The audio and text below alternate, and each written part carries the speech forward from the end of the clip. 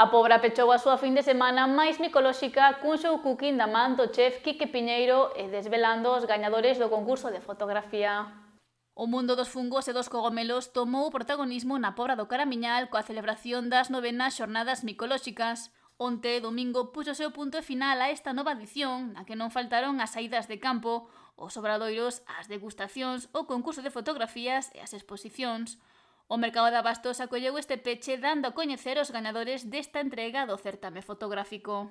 Agradecer aos nosos xurados que participarán nas valoracións e sempre agradecer aos participantes, porque sen eles tampouco habería a posibilidade do concurso. Hoxe presentovos a María Elena, que foi a gañadora do terceiro premio, que foi esta preciosa fotografía con unha piña dos múltiples piñeiros que temos na nosa contorna, a contorna do Barbanza.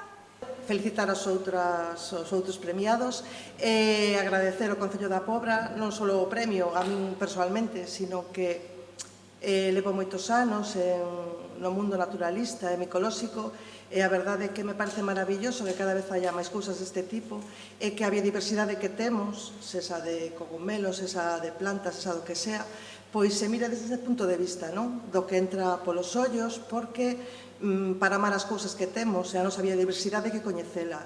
O segundo premio foi para outro participante habitual no concurso, Sergio Pérez. A fotografía máis ou menos se me dá ben, pero de falar non...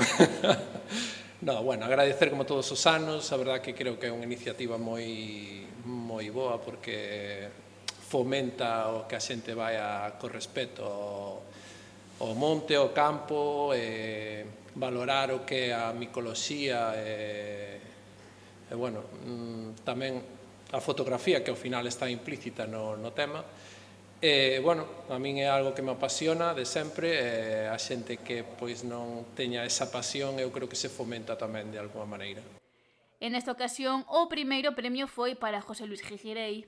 Nada, pois, en primer lugar, dar a enhoraboa aos restos de participantes e gañadores e agradecer ao Concello da Pobra pois esta iniciativa de aunar a fotografía e o medio ambiente, a cultura, estas iniciativas que están moi ben. Nada, gracias a todos.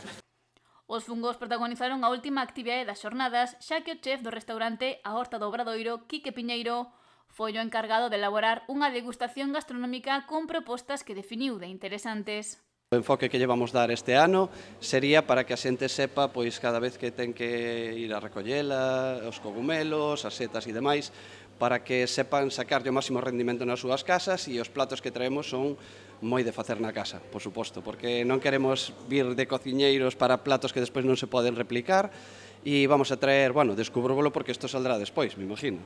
Entón, vamos a poñer unha empanada cunha seta moi rica, que é a trompetilla de la muerte, que lle chaman así, pero está super rica.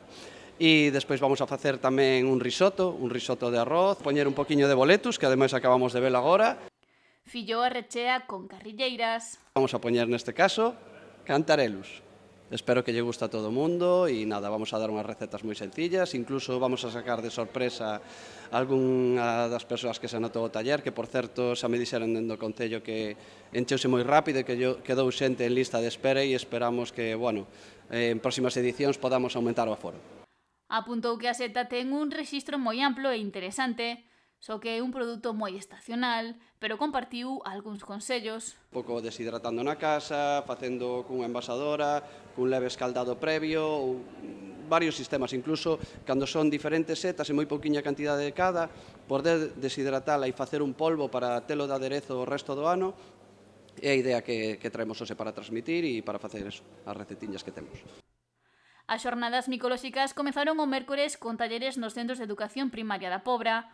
O venres, José María Traba impartiu unha charla e o sábado abriuse a exposición dos distintos tipos de setas na Praza de Abastos.